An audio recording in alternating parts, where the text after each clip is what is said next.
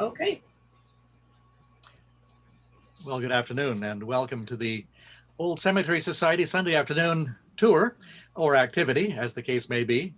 For the past many months, we've been doing our tours, which we normally do in person at Ross Bay Cemetery and other cemeteries by Zoom. This will be the last one that we do entirely by Zoom.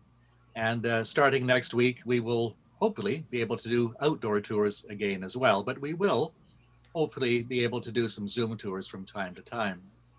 And although there are lots of people tuning in from many other places in Canada and the United States today, I don't know if there are people from other countries as well, but it's probably important, especially in light of today's topic, to remind ourselves that we're all on the traditional territories of various Indigenous peoples, and the Old Cemetery Society does most of its work on the traditional territories of the Lekwungen-speaking peoples, the people who were right here around the Greater Victoria area. And it's my pleasure to introduce somebody that I had a very brief chance to work with. We were in the same ministry many years ago. We both retired in the same year, 2004. And May Q Wong, since then, has done a huge amount of writing. And I don't know, May, if you did writing before that, but May was raised in Montreal. She went to McGill. She went to UVic as well. And since her retirement, she has written two books, a Cowherd in Paradise, and her most recent one, City in Color. And it was City in Color primarily that prompted us to ask May if she would do a tour today based on the diversity of people that she talks about in that book. And she has actually, she's going to tackle the subject in a very interesting way. I know you'll be delighted with May's presentation. And so May, thank you very much for being here. And I'll turn it over to you. And I'll ask everybody, by the way, to please mute yourselves for sure. And it's also a good idea if we all turn our videos off, and so that everyone can have their undivided attention to May. So May, over to you. Thank you, John. That was a lovely introduction, and I'm really honored to be here today as part of this virtual cemetery tour. As John mentioned, I will be sharing stories from my book, City in Color. These are rediscovered stories of Victoria's multicultural past. And I'm going to continue on with thanks because I want to thank all the writers, scholars, journalists, storytellers, and archivists who cared enough about the people in our past to record their stories. And of course, I want to thank all of you for spending your afternoon, part of your afternoon with me today. I'm going to work from a PowerPoint presentation, and I'm going to share this now, see if that works. There we go. Can you see anything? Not yet. Okay, how's that? Slideshow from the beginning. How's that? We just see your lovely face. I don't see any slideshow though. Okay, let's see. End show. We tested this yesterday. How did we do this, Linda? And am I sharing my share screen button? Yes. Share screen. Thank you, Jade. Okay, from the beginning. How's that? That's perfect. All right, so there we go. So I'm going to be reading, and I'm going to be reading from notes, speaking to you for about 50 to 55 minutes. We'll have some time for question and answers. And I thought that if anybody wanted to order a book today, I will sell them. I've got copies of them for $22, and I will donate $2 a book ordered today to the Cemetery Society. Now, I also want to acknowledge that I'm speaking to you from the unceded traditional territories of the Lekwungen-speaking nations, and now the Songhees, Esquimalt, and Wasanich nations. And this is particularly significant for me because what I'm going to be speaking about today are going to be about the first immigrants who came, many of whom came here because of the Hudson's Bay Company and its history of colonialism. And I am honored to be here, but it also is with mixed feelings that I am speaking to you during National Indigenous History Month and the recent reminder of the tragedy imposed onto the Indigenous peoples, especially from what we found at the Kamloops Residential School. But as co-residents of this land, we are all responsible for reconciliation. And in order to move forward, we must know our past. So let me introduce you to some remarkable pioneer co-residents of this place. And as this is a virtual tour, we're not limited to only talking about people in one cemetery. Some are buried in Ross Bay, others at Royal Oak, at Pioneer Square, the Jewish Cemetery, on Salt Spring Island, and even overseas. Now, the stories in City and Color are about the diverse immigrant history of Victoria. When I first moved here about 40 years ago, the city was more British than the British, very different from the ethnically, culturally, and linguistically diverse Montreal where I was born and raised. But it wasn't always this way. We have a multiplicity of diverse origins. So who were some of the first visitors and settlers, of course, after the Indigenous peoples, to Vancouver Island and the Pacific Northwest? Of course, the Europeans. This slide is going to show you some of those diverse origins. The Hawaiians, or the Kanakas. The Métis, people of mixed European and Indigenous origins. Jewish peoples from Europe and via California. American Blacks, the Chinese, and later the Japanese.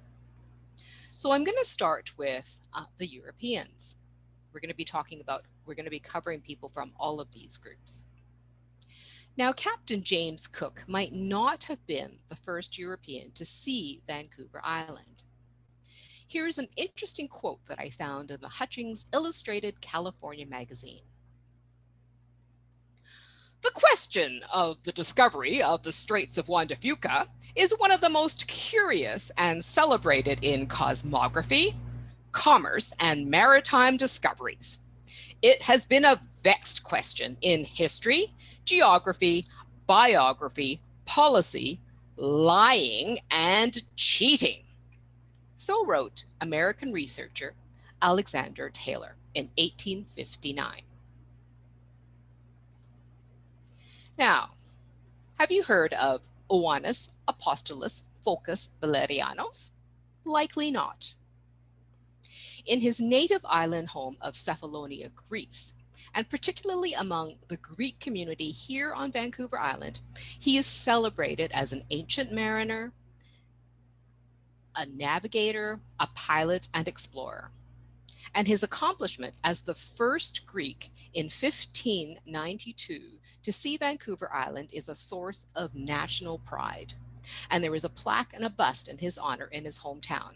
And this was taken in his hometown, and this photo is courtesy of Alan Twigg. He was on a mission for the King of Spain to find the elusive Straits of Anian, also known probably to you as the Northwest Passage. When he came upon the Straits, the Vancouver Island and the state of Washington, thinking he had found the entrance to the Straits of Anian, he turned around and went home, and the strait now bears his name. But it sounds nothing like Oannes Apostolus Phocus Valerianos. His Greek name was actually changed into Spanish, and he was thereafter known as Juan de Fuca. This much we know from an 1859 article written by the American researcher Alexander Taylor, who wrote that earlier quote. So his discovery was controversial because to date, Nothing of Juan de Fuca's work life and claim to fame has been found in the official records of his Spanish employers, either in Spain or held in Mexico. What follows in the rest of the story are key objects of speculation that continue to this day, and you can find the rest of the story in the book. Now, of all the people that I researched and wrote about, I was most surprised at how many Hawaiians, then known as Kanakas, who came to the Pacific Northwest and the colony of Vancouver Island. So how'd they get here? In 1778, Captain James Cook was, again, purportedly the first European to land on the Hawaiian Islands. He was on a voyage of discovery, also seeking the Northwest Passage. On Vancouver Island, his crew traded metal items and other trinkets and blankets with the local indigenous peoples in return for fur pelts. On his way back to England, Cook explored the Alaskan coast, where he actually sold all of those furs to the Russian traders, and then he returned to winter in lovely Hawaii. After his death there, the crew continued on the expedition and found that in China, merchants were very much interested in fur pelts and would have paid even higher prices. This was all recorded and written down. And the expedition's maps and travel journals got back to England, and when they were printed, caused a worldwide sensation. And within 10 years, the Hawaiian Islands became a favorite stopover for fur traders of all nationalities.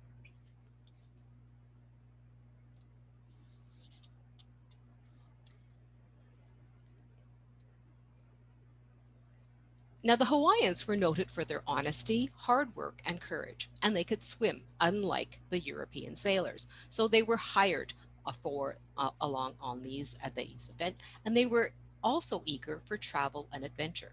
So many of them were hired by the Hudson's Bay Company. From 1829 to 1859, the Hudson's Bay Company actually had a recruiting a recruiting agent in Honolulu, and the Hawaiians could be found working at every Hudson's Bay post up and down the Pacific Northwest. Hawaii itself became a trading center because there was a ready market in Hawaii for goods produced by the Hudson's Bay. At this time, the center of the Hudson's Bay was at Fort Vancouver, which is now, of course, in Washington, in the state of Washington. There was flour from the mills at Fort Vancouver, lumber around the fort that could be used for shipbuilding and repairs, and most of all, salmon. The Hawaiians loved the salmon, particularly those caught in the Fraser River. And this was salmon that was salted and put into barrels, and they used it for a popular dish called lomi lomi that they still serve today if you go to luau's in Hawaii. Hawaii itself became a source of salt and sugar, pearl shells for buttons in those days, and whalebone for women's corsets. In Victoria, Hawaiians lived outside the Hudson's Bay Fort, which they had helped to build. Their homes were concentrated on Humboldt Street, in front of where the Empress now stands. Emily Carr actually mentions the place that they lived, called Kanaka Row, in the Book of Small. There are many places still around the province that remind us of these early Hawaiian settlers, including Friday Harbor on San Juan Island. I actually got a picture of the tombstone for Mr. Friday. Kamai Point on Coal Island, Kanaka Ranch on Coal Harbor, as well as many bays, bluffs, and creeks that are associated with the name Kanaka. Many Hawaiians settled on the Gulf Islands, and Salt Spring Island was a popular settlement. Many roads there still reflect long-standing Kanaka families. Now, I was delighted to learn that the first recorded Hawaiian to this coast was a young woman named Winnie, who came in 1787. Winnie had been taken aboard ship as a maid to Frances Barclay, the wife of Captain Charles William Barclay. Frances and her husband were explorers, and they also bestowed names to a number of different landmarks, such as Barclay Sound and even the Strait of Juan de Fuca, because he believed that Juan de Fuca actually came here. They were also fur traders. And of course, they collected furs from the indigenous peoples, and they sold their furs in Macau, which is just outside of Hong Kong. But Winnie became ill and so they had to leave her in Macau, and she was taken on board another ship headed back to Hawaii from the Pacific Northwest. On board was Kaiana. He was a prince of Kauai who had also visited the Pacific Northwest just a year after Winnie was here. He took care of her on board ship, but Winnie succumbed to her illness and was buried at sea. One of the most well-known female Hawaiian pioneers was Maria Mahoy, who was born on Vancouver Island of mixed Hawaiian and Indigenous heritage. She is the focus of a book by BC historian Jean Barman. Mariah has come to personify the strong, proud, and resilient spirit of the islanders. She's buried beside her husband on Salt Spring Island at the churchyard of St. Paul's Church in Fulford Harbor. And I took this picture of the gravestone there. And as you can see, there are a number of other, probably her children. They had quite a number of children. Now, it's quite rare to find stories about female pioneers, let alone women of color. I also found stories about three matriarchs, all of whom were born within a few years of one another, all married Hudson's Bay officers, and played important roles in their husbands' success. All outlived their husbands for many years. And all are buried here in well, not here. All are buried in Ross Bay Cemetery. Now, probably most has been written about Amelia Connolly Douglas, who was married to James Douglas, the chief factor at the Hudson's Bay Fort in Victoria, and later the colony's governor. Amelia was Métis. Her father was European, and her mother was Cree First Nations. James, of course, many of you know, was also a child of a European father and a Guyanian woman. James worked for Amelia's father, and they had been courting for a number of years before James was given permission to marry 16-year-old Amelia. He was 9 years older. Just to get a description of what they look like as a couple, this picture here, of course, shows them in their later years, but at the prime of their lives, this is what they look like. And you might, some of you, especially John, might recognize this.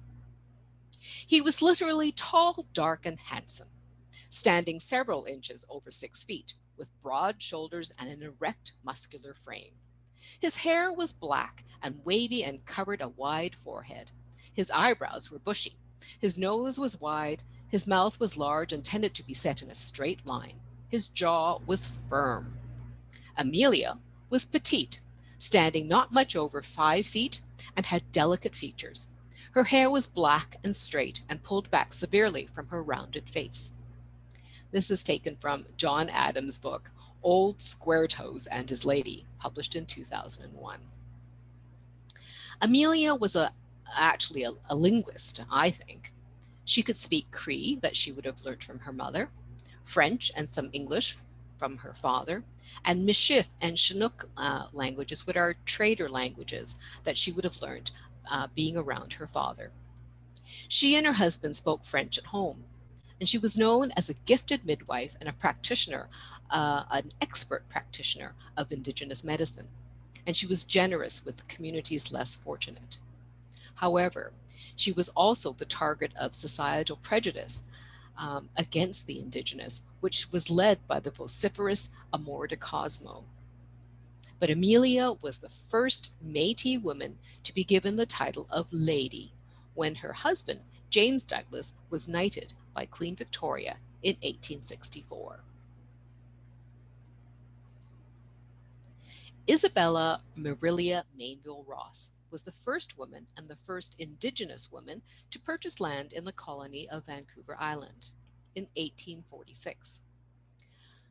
Ross Bay Cemetery is on part of the property that she once owned. And at the time of writing the book, I thought that Isabella's father was of French and Spanish ancestry.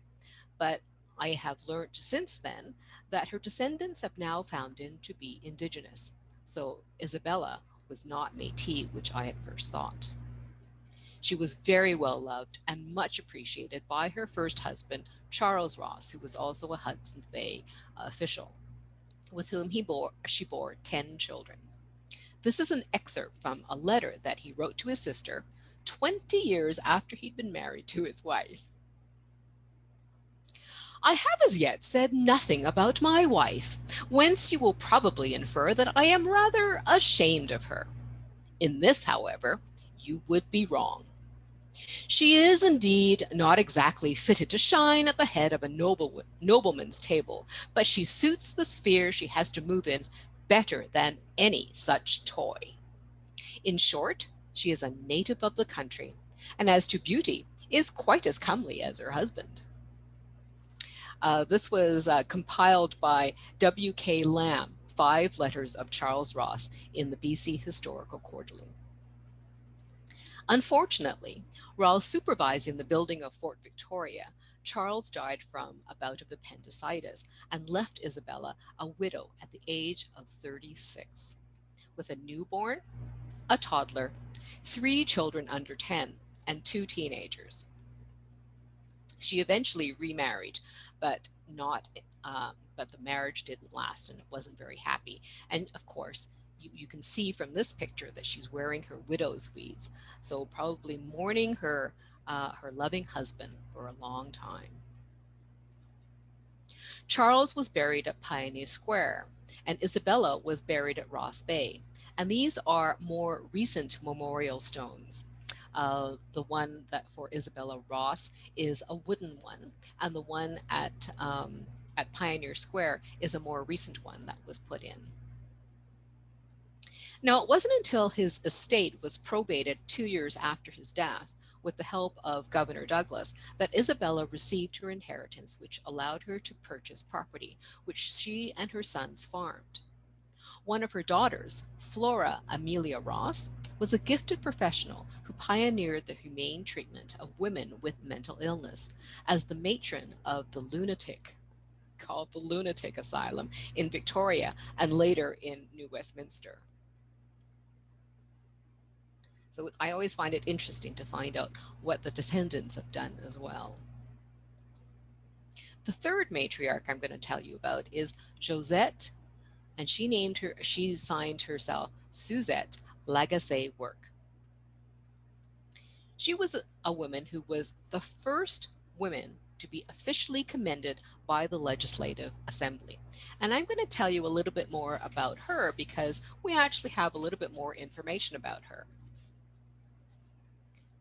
Josette married John Work. He was an Irishman from County Donegal who was stationed at Hudson's Bay, Fort Colville, near Kettle Falls when they met. At the beginning of his Hudson's Bay career, John was involved in a number of exploratory and trapping expeditions. And as a requirement of his job, he kept journals. He was noting the terrain, where the fur trapping locations were, what the local indigenous populations were like, where to get potable drinking water, the weather, the movement of rival trappers and such. He didn't keep personal journals, but every once in a while he would include some familial details, such as when he first mentioned his wife, Josette Lagacé, a Spokane woman, in the winter of 1825. Later, writing to a friend, he would fondly refer to her as his little rib, because she was by his side even in the most dangerous of circumstances. And this is how we know about Josette's wilderness adventures. Josette, as well as Amelia and Isabella, would have known how to survive in the wilderness as women of the country, as they were known at the time. They had unique skills that were much more valuable to the work of a fur trader than those of any white woman. She would know local languages, like Amelia. She could interpret and teach her husband. She could act as a cultural interpreter and a diplomat to avoid potentially dangerous confrontations, which Isabella did, apparently. She would know how to clean pelts and make suitable clothing, such as essential footwear, like moccasins and snowshoes. And she would know how to gather the wild foods, collect and prepare herbal medicines, and also prepare game. There was also some potential gain for a Hudson's Bay wife as well. In between traveling, life at the fort could be a little bit more sedentary and relaxed. They had access to European goods that would enhance their lives, and they had servants who could do the heavy lifting. Sometimes they didn't even have to cook. Now, John's first assignment was in charge of a major expedition that was called the annual Snake River Run. The goal was to bring back, of course, as many beaver pelts as possible. They planned to be away from home for a year, and the general round trip route of over 2,000 miles would take them from what is now Washington State to southern Idaho, Utah, and northern Nevada.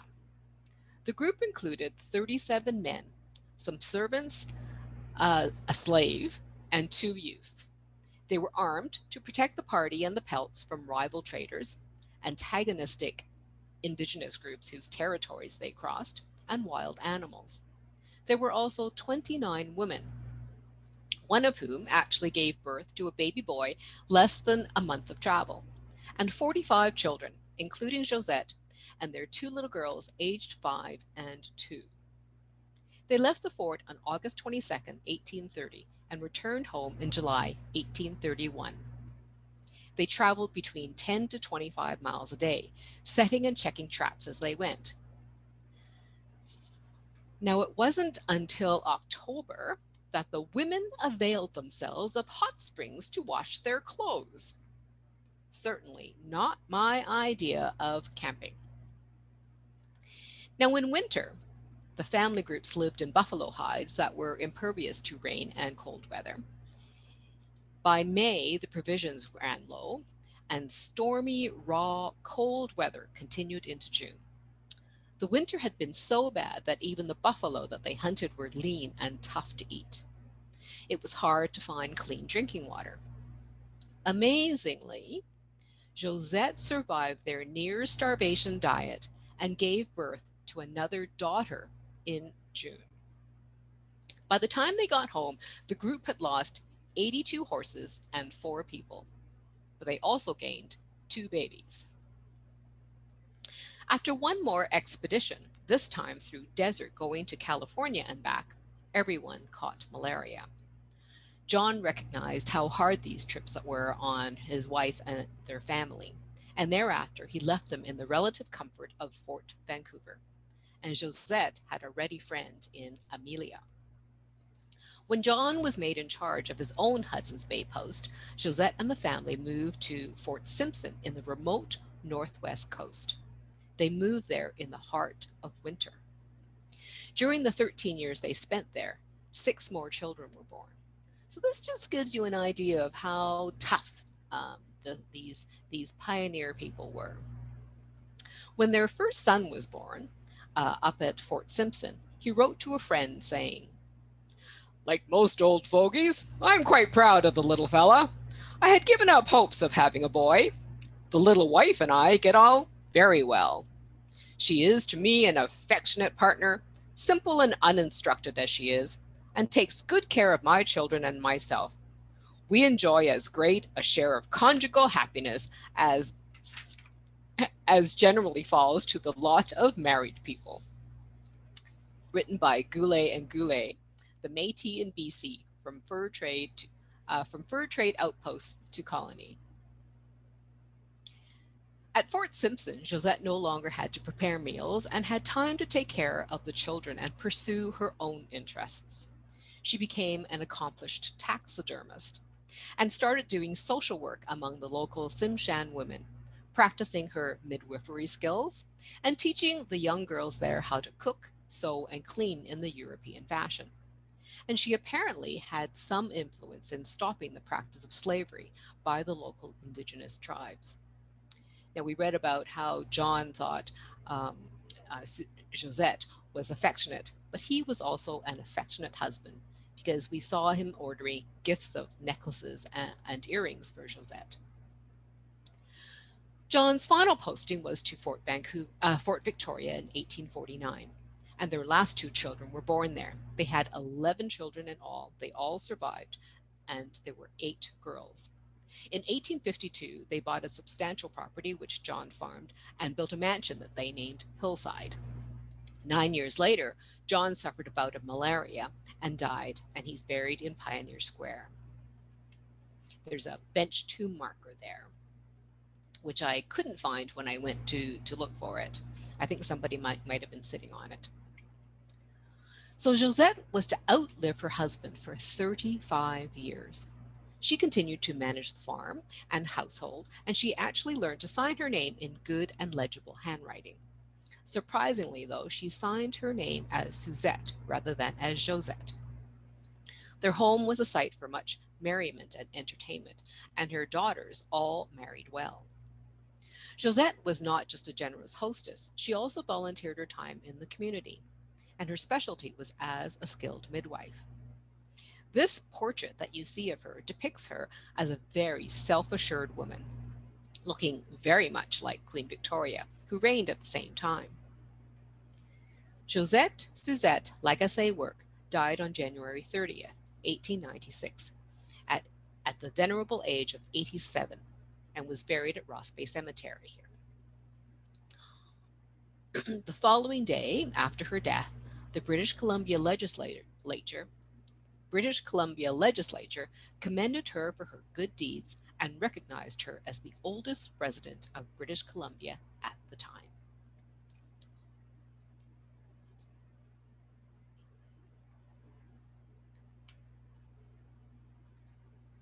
Now, the Fraser River Gold Rush in 1858 brought not only gold seekers, but entrepreneurs and settlers as well, including the Jewish peoples. Did you know that the Temple Emmanuel Synagogue is Canada's oldest existing synagogue? It was built in 1863, but it was not the first in Canada, but has the oldest continuous history as a working synagogue. I attended the 150th anniversary rededication of Temple Emmanuel in 2013, so researching this story was especially special to me. And it's a place worth touring when things open up again. It's quite beautiful inside, as you can see.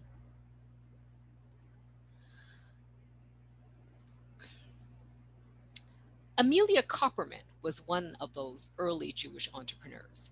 She was a seller of goods, not services. But still, she was a woman who gained a notorious reputation because of her chutzpah. I love saying that, chutzpah. I am grateful for the scholarship of Sarah H. Tobe for the next two stories.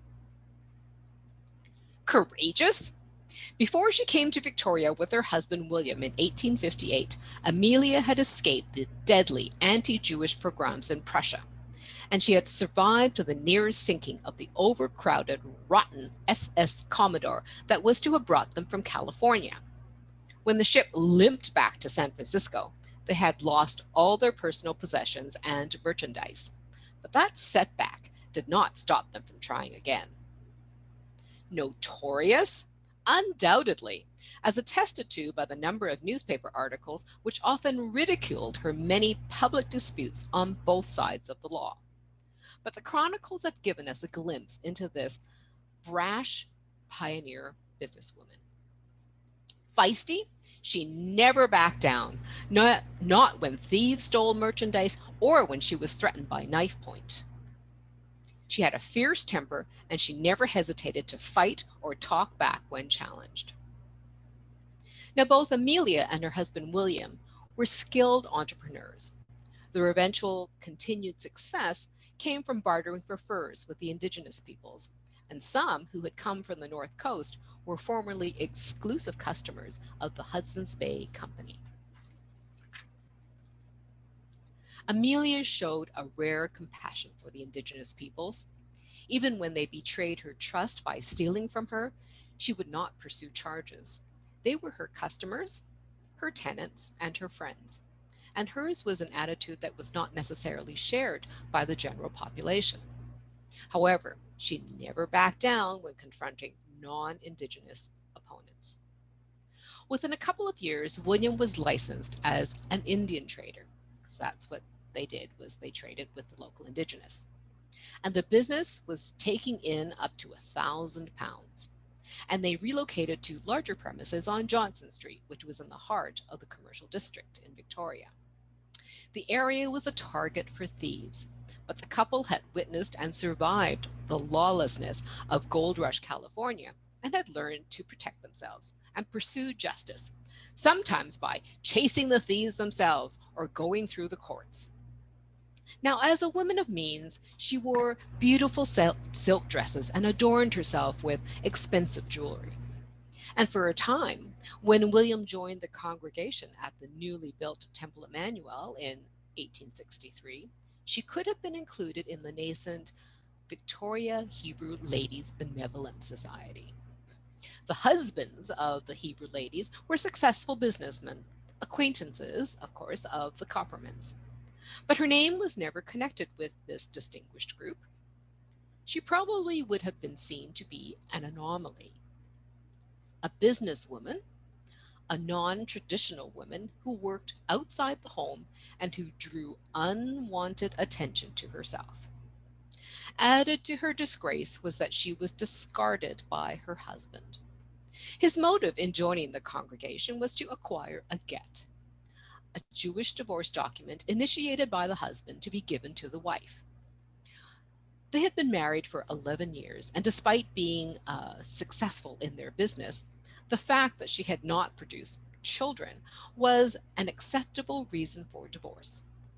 But instead of a private separation agreement between the couple worked out with the synagogue's elders, their divorce proceedings, like their business conflicts, became a spectacle recorded in every newspaper and shared in every whispered conversation. Now, in court, Amelia could turn on the charm. Dressed to the nines, she would make a grand entrance and interrupt proceedings by loudly greeting lawyers on both sides of the courts with a curtsy and an offer of her gloved hand for a kiss. She was shamelessly audacious, a living personification of chutzpah. Now, in the end, William got his get from the synagogue, and he went back to Germany and married a new and fecund wife. But Amelia also got what she wanted. Once she convinced the synagogue elders to agree to a more equitable settlement, she accepted the get as well as the business. Now, in 1 year after running it on her own, from a value of £1,000, she raked in £5,000. She was listed under the Victoria Trade Licenses Act as an Indian trader, the first woman to be so registered. All this despite being illiterate in English. Now, if you can see here, there is Amelia Copperman's signature. It's a big X. Amelia was about 40 years old when she divorced, and although the get allowed her to remarry, she stayed single for the rest of her life. And oftentimes she would share her home with Indigenous women. She was attending a wedding in Alaska when she died suddenly and was buried there.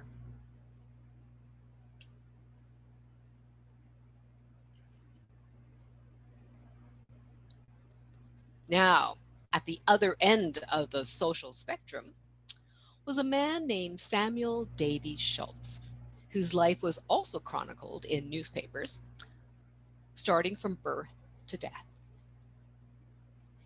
Neither a tinker, tailor, soldier, or sailor, Samuel Davies Schultz was a brilliant student, lawyer, judge, athlete, journalist, musician, organizer, orator, social advocate, and gardener. Samuel's young life was marked by family tragedy. He was only 1 year old when his mother, 23-year-old Elizabeth Davies Schultz, passed away suddenly. Her wedding to Herman Schultz in 1863 had been the first to be celebrated at Victoria's Emmanuel Synagogue, just 3 years earlier. She now had the unfortunate distinction of being the first woman to be buried at the Jewish cemetery on Cedar Hill Road. Samuel's father, Herman Schultz, was a cobbler by trade, and before coming to Victoria had built one of the most successful pack train operations in Lytton. Here, he opened up a boot shop. He eventually remarried and had another family, but he died when Samuel was only 12 years old, and he's buried at the Jewish cemetery beside his first wife. Baby Samuel was taken in and raised by his maternal grandparents, Judah and Miriam Davies. And despite this rocky start, Samuel was surrounded and nurtured by a large extended family whose eclectic and very accomplished members influenced the development of his natural abilities and wide-ranging interests. He graduated from Victoria High in 1883 as the top student and received the Governor General's Bronze Academic Medal. He graduated with a BA in 1888 from the University of Toronto and earned his law degree at Osgoode Hall Law School. His first practice was opened in Victoria, but in 1902 he moved to Vancouver, where he was part of 3 different partnerships.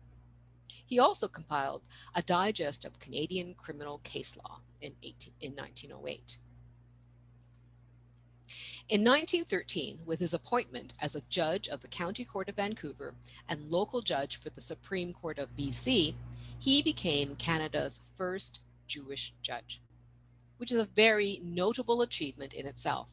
But Samuel Schultz had many more talents to offer this community. He was an all-round sportsman. So while studying at the U of T, he distinguished himself on the cricket mound, the lacrosse field, as well as the tennis court, and he also rowed. But baseball, baseball was Samuel's passion from an early age.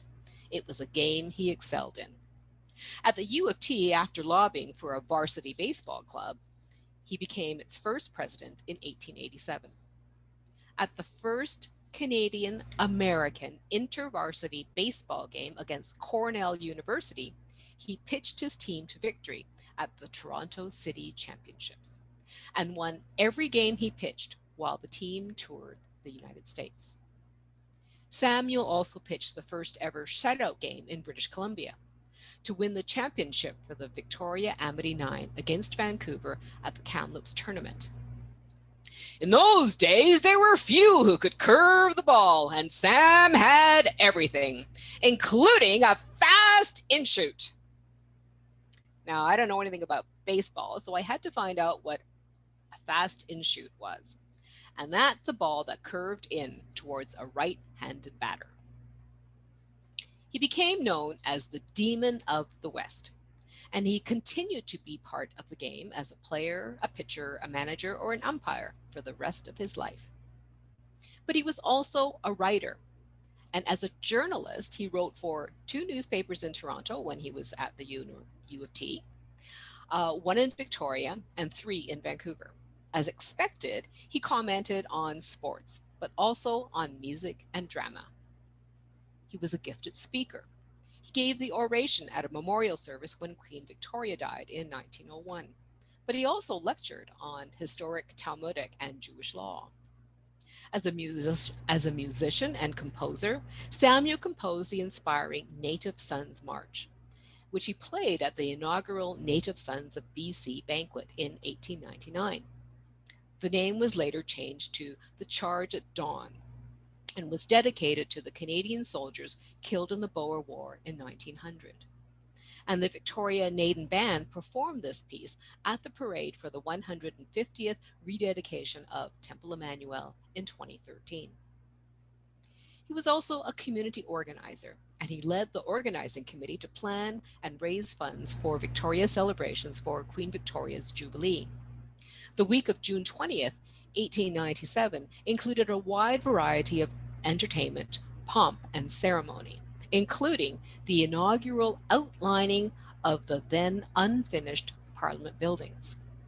He was a charter member of the Native Sons, as well as the Duke of Connaught Masonic Lodge in North Vancouver, which you might have heard on the news was recently destroyed by an arsonist.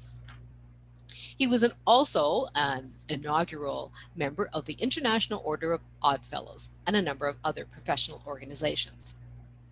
As an advocate for Jewish rights, he was a founding member of and president of Samuel Lodge of the Independent Order of B'nai B'rith. And in 1917, at the Canadian Zionist Convention in Winnipeg, he was elected to the National Zionist Council.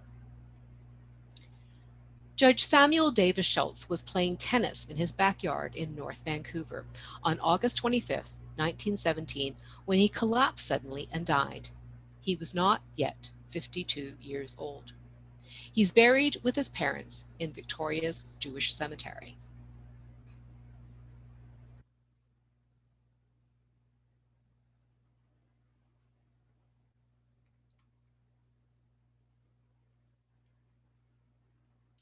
Now, there was a large contingent of American blacks who came to seek sanctuary in the colony of British Columbia around the time of the Fraser Gold Rush. And as a group, they were the colony's first non-British settlers. And they didn't necessarily come for the gold. Of course, some of them did go to the gold fields, but they wanted to come here to find a life of freedom from slavery. Many had already traveled far and had made the grueling wagon train trek from slave states across the continent to California. But even in California in 1858, this state was considering becoming a slave state. So it wasn't very safe to stay there. Governor James Douglas promised that they would be cordially welcomed. They could purchase or preempt land. Their children could attend school with the other children. And after 7 years of living here, they could become British subjects and have all of the same rights as other British subjects, which included the right to vote and the right to sit as jurors, which of course, none of these rights they had in the States where they lived. One of the first leaders of the group was Mifflin Gibbs. He became the first Black person to hold political office in BC when he was elected to Victoria City Council. A meeting room at the James Bay Library is named after him, and a commemorative plaque, which you see here, has been installed in the park down the street. Mr. Gibbs eventually returned to the United States after the Civil War, and he continued his successful political career, and he also wrote a book. Now, the Black community wanted to contribute to the safety of Fort Victoria and formed one of its first militias, known as the Victoria Pioneer Rifles. And you can see this picture here of them in their really immaculate uniforms. They were often seen doing drills at Beacon Hill Park, and their spouses hosted dances and socials to raise money for these uniforms and their upkeep, because they were a volunteer group. Unfortunately, promised rifles came too late, and they were never deployed. Discouraged and disgusted, the group disbanded, many returning to the States after the Civil War. And this is a more recent headstone that commemorates Paris Carter, who was one of the captains of Pioneer Rifles. Now, Charles and Nancy Alexander was one couple who stayed in Victoria. They farmed in Saanich and later retired to a home in the Lake Hill district that they named Rockabella Gardens. Charles was a lay preacher, and he helped build the original Shady Creek Church. He also carved its benches, not for comfort, but so one could sit up straight and hear the word of the Lord. The church is now known as Central Saanich United Church, and the couple and some of their family are buried in the churchyard. And there is also this federal government plaque that commemorates the pioneer Black community. Now, the story and its family and the Black community is retold during Black History Month in February. Their story comes alive when we can see this traveling trunk and its precious tools. And these are portraits of Charles and his wife. One of their descendants, Karen Holschel, is a member of the church and the BC Black History Awareness Society. She shares their story by displaying Nancy's silk wedding dress, which has been immaculately maintained. Doug Hudlin, another Alexander great-grandson, who was a founder of the BC Black History Awareness Society, was inducted into the BC Baseball Umpires Hall of Fame in 2011 and the Canadian Sports Hall of Fame in 2017. So this is in the church hall, and you can actually see this. And again, hopefully by next year, we'll be able to see these things in person again. Now, a number of families moved to Salt Spring Island because people could preempt land there, work the land, perhaps build a home, and then pay a modest fee that was set by government for that land. So many people went there instead.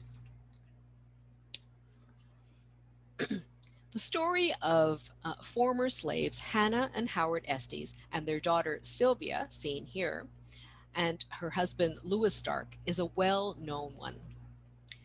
Sylvia's family story was published in a 10-part series in the Gulf Island Driftwood newspaper by her daughter Marie. The Estes and the Starks family had journeyed across to British Columbia, and their story began with an escape from slavery, adventure travel across from Missouri to California and eventually to Vancouver Island, a wilderness homestead on Salt Spring Island, and ended in a murder mystery in Nanaimo. After farming for 15 years on Salt Spring Island, Sylvia's husband Louis moved to Nanaimo.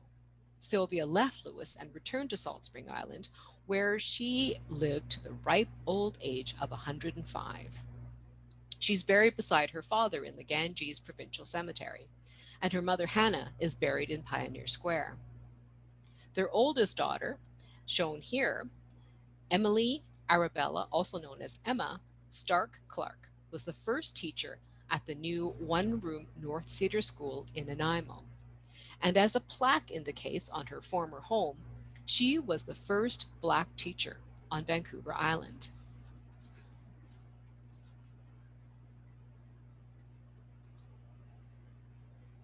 Now, the first influx of Chinese immigrants came via the California Gold Rush. These were gold seekers as well as merchants. And the next wave were the shiploads of workers hired to build the Canadian Pacific Railroad.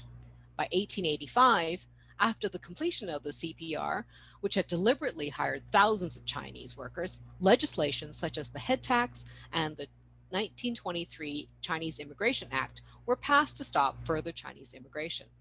The act was repealed only after World War II, and a federal apology was issued in 2006, a BC apology in 2014, and Vancouver apologized in 2018. Victoria Chung was born in Victoria in 1897. Her father was one of those who came to Canada to help build the CP Railroad, and her mother came and worked as a midwife in Victoria. This is her family here. As a graduate of Victoria High, she won a university scholarship from the Women's Missionary Society of the Presbyterian Church and became Canada's first Chinese medical student at the University of Toronto. At the time, in British Columbia, the Chinese were not allowed to study or practice medicine, law, pharmacy, or even teaching. After graduating, her first post to China as a medical missionary would last the rest of her life. In the 43 years and career of her life, she took only short holidays and 3 furloughs, usually to study and to raise awareness of the hospital's work at local church events. On her first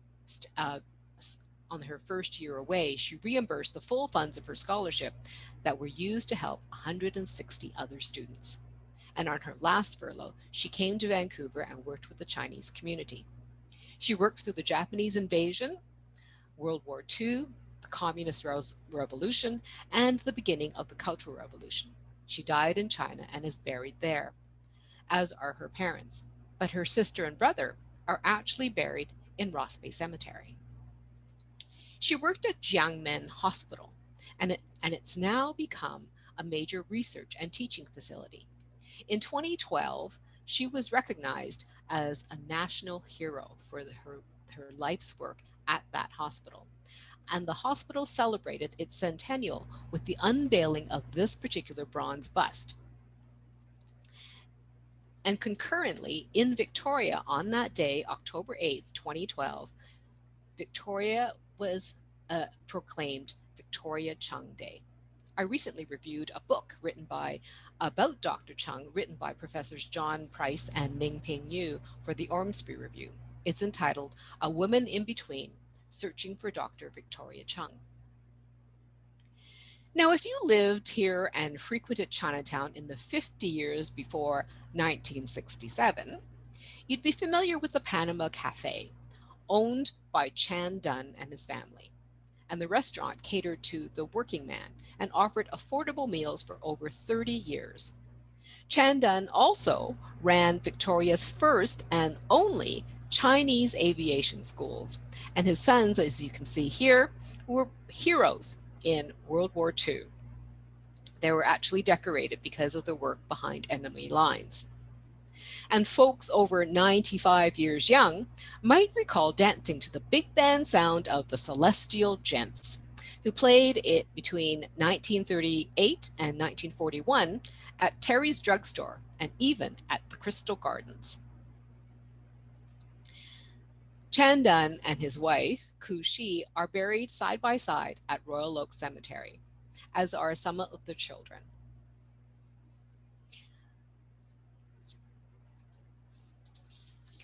Lim Li Bang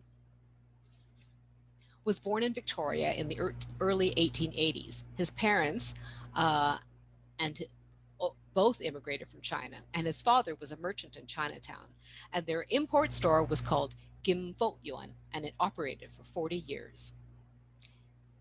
Lim Li Bang was an activist entrepreneur. As an activist, he stood up for equality, publicly challenging the existing laws against the Chinese. In 1898, he won the first prize for proficiency on the North Ward School Honor Roll. Yet he and his fellow Chinese students were later forced to attend a segregated school. School segregation for just the Chinese started in 1902 and didn't end until after the Second World War. In 1905, prior to the First World War, he and his brother's application to join the 5th Regiment were denied because they were Chinese, even though they were British subjects having been born here, and they met the age requirements and every other requirement. In 1908, as a tax-paying property owner, he challenged the right to vote in municipal elections. That right didn't occur until 1947. And it's also, you might also know that the indigenous couldn't vote until then either. In 1911, he supported Dr. Sun Yat-sen's cause to overthrow the Qing dynasty. A democratic government in China, it was hoped, would raise China's international status and thus positively impact the lives of the Chinese in Canada. Now, as a businessman, he would eventually build a portfolio of various businesses, including that Asian merchandise store that was started by his father, as well as several greenhouses in Saanich, brickworks in Sydney, and a sausage and wood selling business. He became the province's first Chinese bank manager in 1911, and you can see him here with his all-Chinese staff. He worked at the Victoria branch of the Bank of Vancouver, which was owned by Vancouverite Robert P. McLennan. And in 1930, he was elected to the board of Capital City Cooperative Hothouse Tomato Growers Association with such business luminaries as Milton Oppenheimer. He became a shareholder of the Kyu Hing Theatre Company, which was a Chinese operatic company that performed in Victoria, Vancouver, and Hawaii. And the Lim family would become one of the largest land developers in Chinatown and left a legacy of heritage landmark buildings. And you can see here, this building here, which had his name, the Lim Bang Building. It was built right across the street from City Hall. Definitely a power location, and he was making a statement there. His father, Lim Dat, was also a developer, and this building here is part of the very long Lim Dat block on Government Street that stretched between Chatham and Herald Streets. then known as the largest building in Victoria, and the Limdat building here on Storrs Street at the corner of Bisgard. Their house at 952 Queen Street has been described as possibly the finest in what is now known as North Park area, Victoria. Unfortunately, it's since been demolished. He became one of the earliest owners of the motor car, and his 1903 $2 license plate was number 4. In 1912, at the visit of His Royal Highness the Duke of Connaught and Strathern, his daughter Rose presented the flower bouquet. So he finally got um, public public recognition in 1973 and with an honorary citizen award from the city of Victoria. At 88 years of age, his courage and fortitude in this fight against racism had been respectfully acknowledged by the whole community. He died a year later, and his wife, who died in 1965, are buried at Royal Oak Cemetery. Now I've got a couple more stories about the Japanese, but I find that we are at 3 o'clock. So I'm wondering, John, if I should continue or whether we should end it here. Well, Right. I'm enjoying this very much, and I'm sure everyone else is as well. So please continue, and maybe we can have a few questions later. Sure, I'm okay for time, but if as long as everybody is interested, and of course they can leave if they need to. Now, significant numbers of Japanese immigration didn't start until the late 1890s. Until then, Japan was actually closed to the rest of the world. Manzo Nagano, seen here with his third wife, was purportedly the first Japanese immigrant to Canada in 1877. He's one of the mysteries that I've included in the book, and while he may not have actually been the first, he was certainly one of the most successful, and he was definitely a prominent community leader. And to commemorate the 100th anniversary of Japanese immigration to Canada in 1977, a mountain near Rivers Inlet is named in his honor, named Mount Nagano. And this area in Rivers Inlet was a popular Japanese fisher community.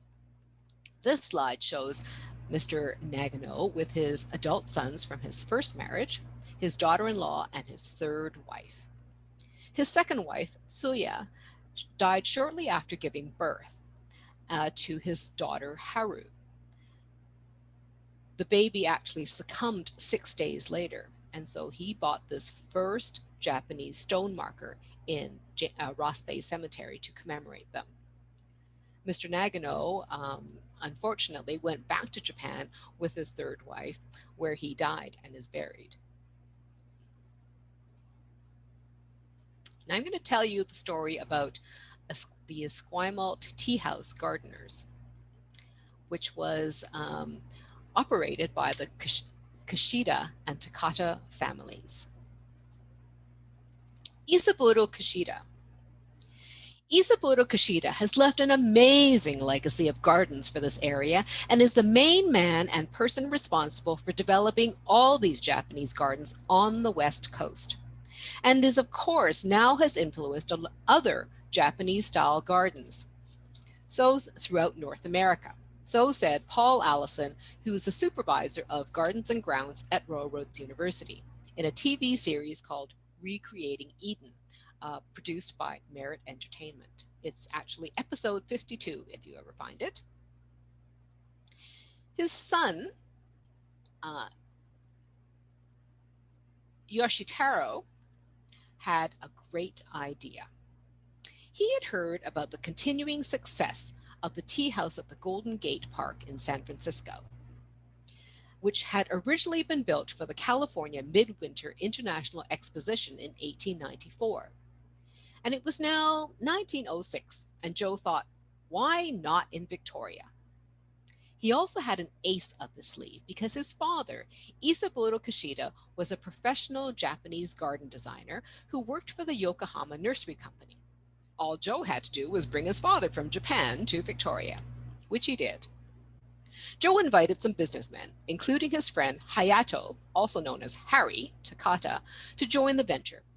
Harry was a jovial, outgoing bachelor who dressed for success, smoked cigars, and whose connections with the white community enabled the group to raise $5,000 within a year. Remember, this is 1906. The property Joe had leased for the new business was located next door to a very popular attraction called the Tramway Gorge Park that had opened just a year earlier in 1905. There was a new electric streetcar that came from downtown to the park, which was affordable and could bring 100 people every 20 minutes. Ready-made clientele. The park offered local live entertainment as well as picnic tables and concessions. And of course, a lot of people came to swim in the gorge waterway. The Japanese Tea House and Gardens was opened 6 months after the arrival of Isaburo Kashida. From day one, the place became a prime summertime attraction and would operate for over 30 years.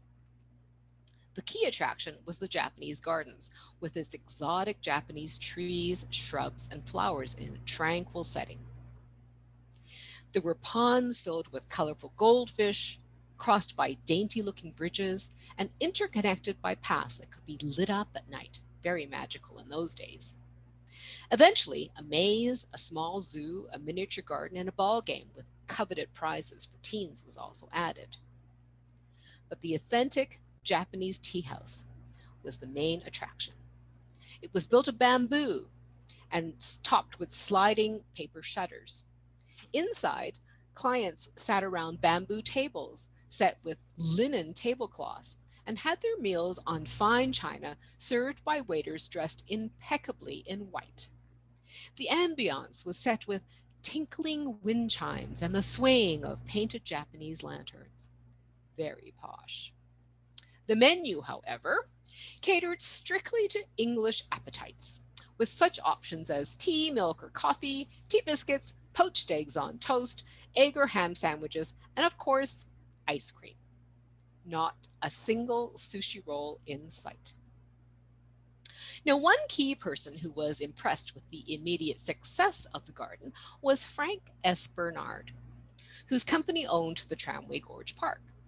He and his wife lived at Clavelli, a house overlooking Esquimalt Harbor, when he hired Isaburo Kashida to design a Japanese garden for his location.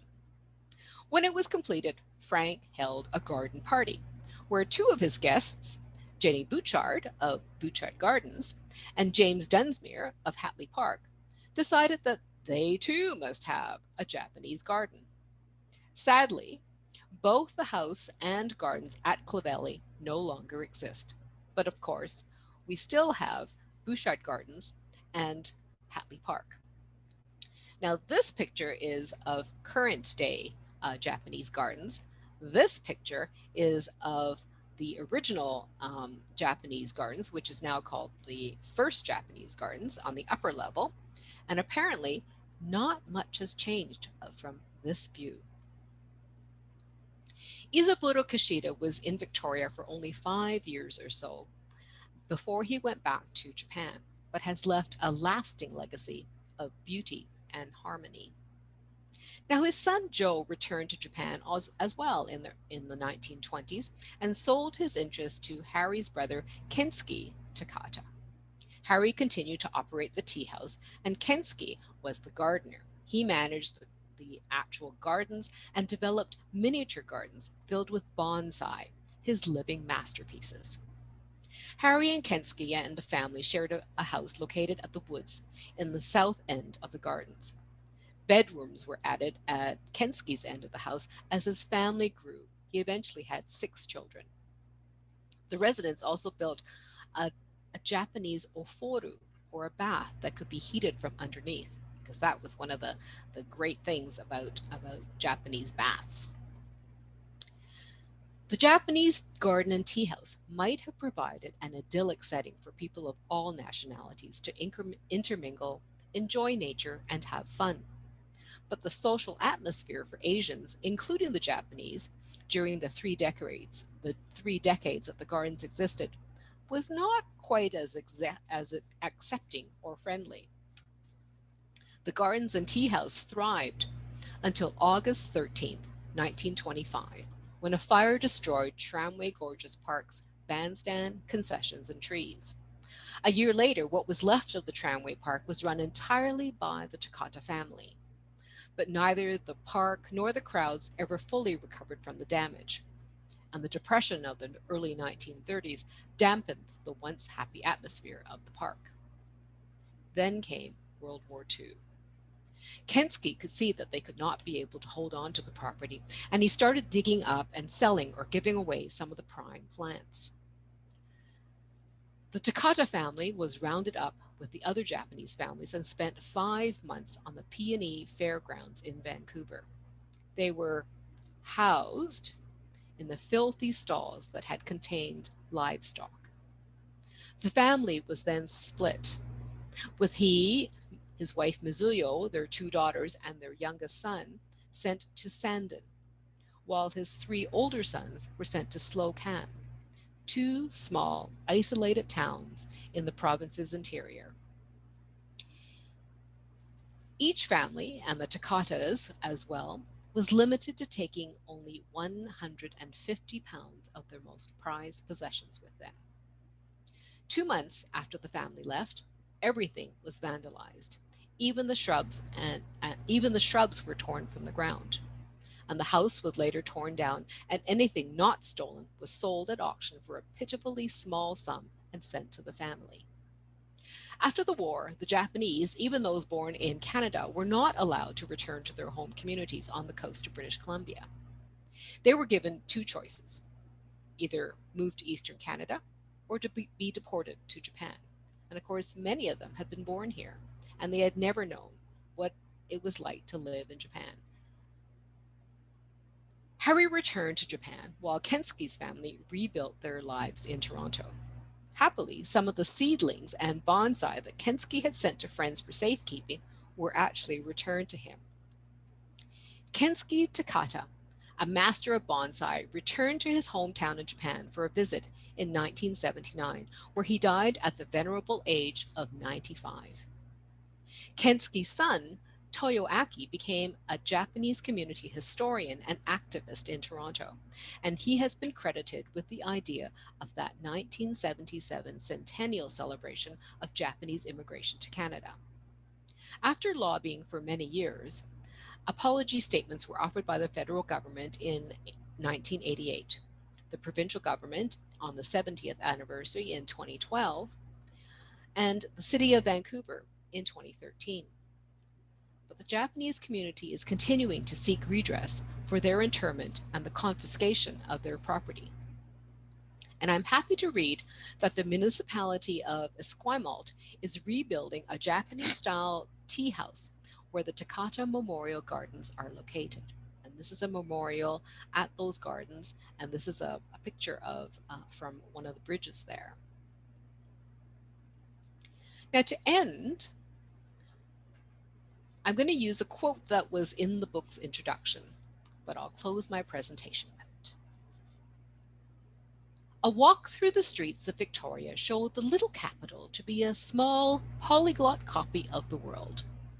Almost every nationality is represented: Greek fishermen, Kanaka sailors, Jewish and Scottish merchants, Chinese washermen, French, German, and Yankee restaurant keepers, English and Canadian office holders and butchers. There is a general spirit of mutual toleration, kindness, and active goodwill that makes it a pleasant town to live in. These words were written in 1872 and showed Victoria to be a fairly idyllic place to live in. Of course, the absence of inclusion of the Indigenous people loudly reflects the attitudes of the time.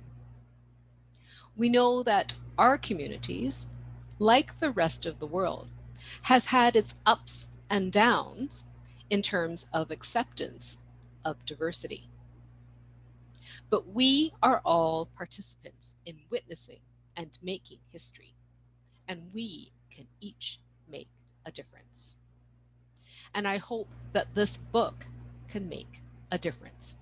And I leave you with this thought.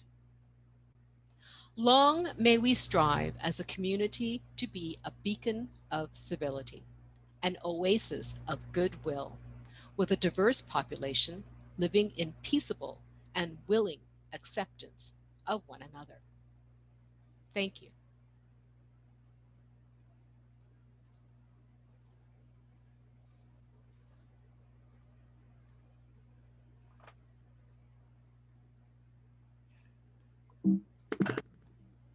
May, John here. Hi, John. It's a great presentation. Thank you so much. Thank you. I've read the book City in Color many times, and it's always inspiring to have an author provide a little bit more insight into some of the stories. And um, just wondering, you've obviously, the quote that you just gave from 1872 and your presentation show that it was really a diverse city over many years. And you mentioned at the very beginning that we have a reputation for being more British than the British. Um, when you've been doing presentations about your book, when you've had a chance to interact with audiences, have you found that Victoria audiences especially are surprised at how much diversity there was? They are. And I've done this presentation across the province as well as up and down the island, and people are very surprised about how diverse it was then. And then we seem to have come to a time when it was more white, like when I first moved here. And now it's starting to become diverse again. And of course, the young people who live here now, see the diversity, but it's certainly wasn't something that is well known. Mm-hmm. Oh, it's great. Are you continuing on this theme with your research, or are you doing other things too? I'm working on something else. I have some children's books, children's stories that I'm interested in writing. Some based on sort of Chinese themes. And I'm also thinking about writing about my sister, who had a very interesting life, both in China and then here. Great. Look forward to that very much. An interesting thing when you're finishing with the Japanese, and we know the recent Japanese history from the people immigrated here and the internments in the Second World War. But I remember reading a reference to the Royal Navy encountering the First Nations group on the Pacific Northwest. I think it was in Washington State, and finding two Japanese fishermen who had been blown by a storm, and then the North Pacific current had brought them down to this part of the world. And so so the Royal Navy took them back to England and then repatriated them to Japan.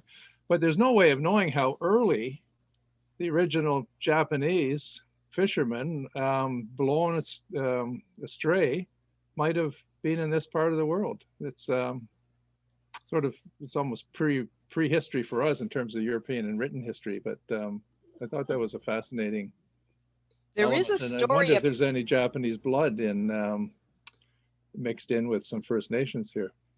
Well, I found an article which has now been, the idea that was posed, which is exactly what you're saying, is that the indigenous people here might have some Japanese blood in them because that Kurashio current coming from Japan is actually quite strong, and we saw that after the tsunami that happened in Japan, right? Because our beaches were inundated with all kinds of stuff, and we always saw Japanese fisher, those glass balls and those kinds of things on our beaches. And there was a story that I found from the Hakai Institute. So if you look up the Hakai Institute, they do a lot of research on this coast. And there was a story about Kennewick man, these bones that were found on the Pacific Northwest, and they had thought that the DNA resembled the Ainu population of Japan more than they did the local indigenous. But that story has now been reversed. So it's in here, but it's but I've just found some newer research that says no. Okay. Yeah.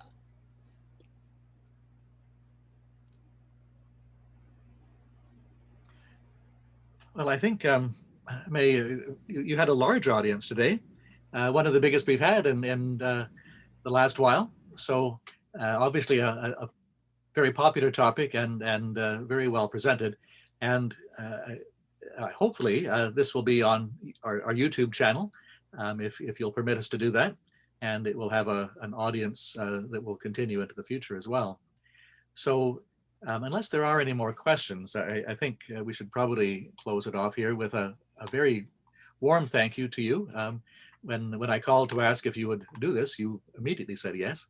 And although we were going to do it last year, but That's right. then we finally figured out what to do and do them by Zoom. So I'm glad we had a chance to do that. And hopefully you'll consent to do a talk or a tour for us sometime in the future. So thank you again for doing this one today. Oh, you're very welcome. And it was, as I said, it was an honor to be invited to be part of this group and to give this talk. Now, if there is anybody out there who wants to buy a book, you can reach me at cowherd331@gmail.com. And we can meet up and we can exchange, or if you need me to mail it to you, I would have to charge the postage.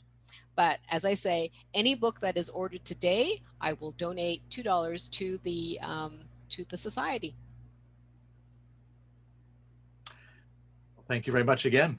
Thank you so much for the afternoon, for spending your time with me this afternoon, and it was great to see all of these faces and names, and